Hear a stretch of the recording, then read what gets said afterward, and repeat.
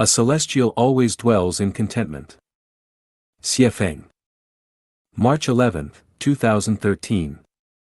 There is a clear distinction between a celestial and an ordinary person. A celestial always dwells in contentment, while a human is constantly driven by desire and pursuit, rarely tasting true satisfaction.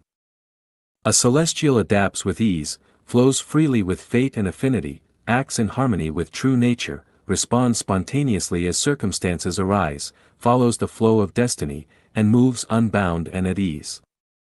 Humans, on the other hand, are forever striving after desires, grieving over poverty and low status, running about in endless toil, comparing themselves to others, wanting an umbrella after acquiring a raincoat, thinking of the next meal before finishing the first, climbing mountain after mountain. With a wife, they desire a mistress. Ever unsatisfied, they are always chasing. The moment one begins to pursue, affliction arises. The moment one feels discontent, unease follows. Life is brief, desire is endless.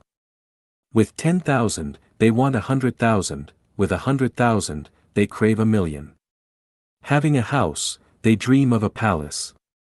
Feasting on delicacies, they eye treasures of the sea. The human heart knows no bounds, like a snake trying to swallow an elephant. Thus, humans live mired in worry, suffering, and misfortune. Chanyuan celestials cultivate the path to immortality. For example, those living in the fourth branch of the second home, you should already feel content. You dwell in a picturesque paradise, eat well, stay warm, live comfortably, sleep until waking naturally. No one manages you, no one supervises you, no burdens weigh on your heart. I have washed away your worldly attachments, you need only flow with life, act naturally, and do your best, and you are already living in a celestial realm. At this point in life, what more could you seek? When will it ever be enough? One cannot have the best of both worlds. Wings will not grow on a tiger's back. What more are you after? To live as an ordinary person is true happiness. Imagine a couple running a small grocery store, operating with care and honesty, enough for a full life. Why insist on expansion? Why build a chain of stores, recruit armies of staff, stir up noise and frenzy, arousing envy among neighbors? As for Lifechanyuan, our mission is to fulfill the vision that all paths and teachings return to one source, the will of the greatest creator. All religions and philosophies converge in reverence and praise for the greatest creator, one global family, one harmonious world, and to establish 256 branch communities around the world. But that is the guide's work, not the work of Chanyuan celestials. A Chanyuan celestial has but one task, to become a celestial. As for the guide, this mission belongs to the Tao itself. As the guide, I care little for the outcome. I live each day with greater ease and joy than any Chanyuan celestial. Have you ever seen me anxious? For example, the article, "The Second Home Faces Disaster, We Urgently Seek Guidance from the Wise," was merely a strategy to promote Lifechanyuan and a small test to gauge the spiritual depth of each celestial. Did I ever panic over it? Even if the second home were to disappear entirely, I would not be alarmed. Why should I be? All things unfold within the Tao. I only need to carry out my duty each day with diligence.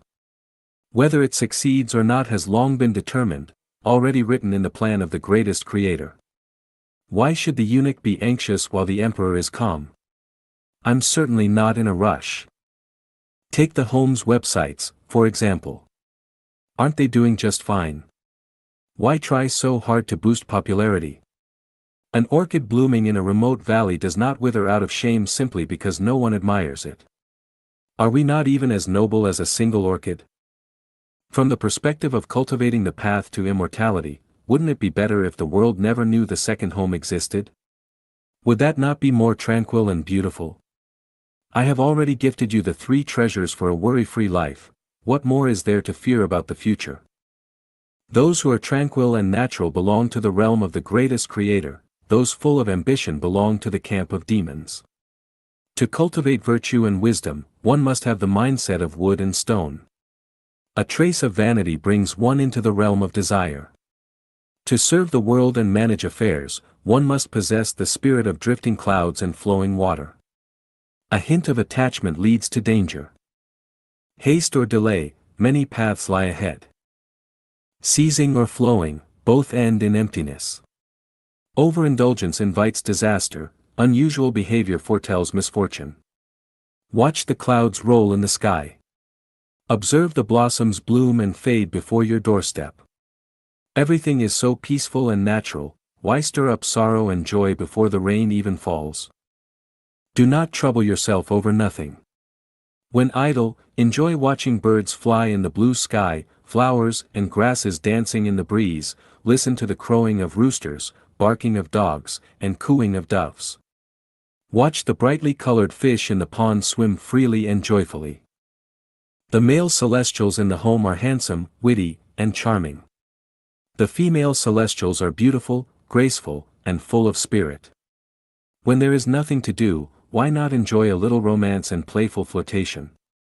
Sitting atop a mountain of gold, why not hurry to attain immortality? An inch of time, an inch of gold. The path to immortality flows through the passage of time. Through wind and frost, through sunshine and mist. A celestial is always in contentment.